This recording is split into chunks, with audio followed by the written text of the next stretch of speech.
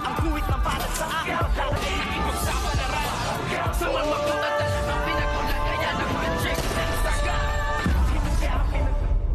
Good morning and welcome sa aking munting channel. Positive nga ang sabi ng isa sa mga kasamahan nga nitong si Rigor nang makita nga ang grupo ni Tanggol, ngunit hindi nga nila ito nakilala at nakipagpalitan sila ng bala, at dito naman ay halos maubos nga ang lahat ng mga pulis na rumescue nga dito kila Rigor. Kaya't ngayon ay gigil na sa galit nga itong si Rigor dahil halos ubusin nga ng grupo ni Tanggol ang kanyang mga kasamahan. At ano kaya ngayon ang sasabihin ng mga nakatataas ng mga kasamahan ni Rigor na pulis dahil sa kanya ay maraming pulis ang napahamak at nakitil ang buhay dahil nga binangga nila ang grupo ni Tanggol, kasama nga dito ang grupo nga ng mga kabalyero, at dito ay tinulungan nga sila ni Marcelo at ni Madonna upang itakas nga sila Tanggol kasama ng kanyang grupo. At talaga namang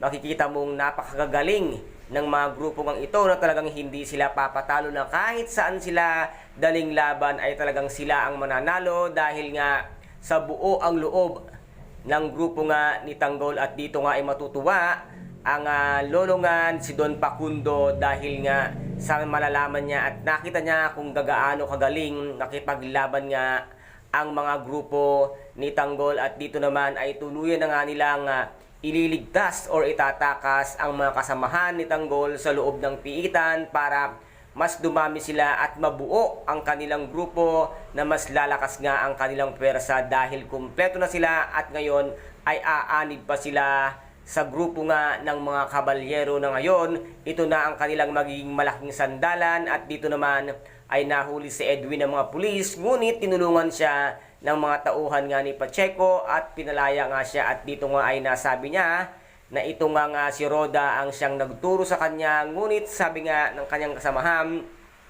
na huwag na nilang pansinin si Roda dahil once na tinira nila si Roda ay mabubuksan ang kaso at si Edwin lamang ang siyang ituturo ng lahat dahil siya nga ang nanloob sa bahay noon ni Roda at siya mismo ang sumaksak nga kay Roda. Kaya guys, ito po ang ating pakaabangan dito nga sa tinaguriang pambansang teleserye FPJ ang Batang Quiapo. At kung nagustuhan po ninyo ang aking videos for today, paki-subscribe na lamang po ng aking channel, paki-like and share para maging update kayo sa lahat ng gagawin kong videos.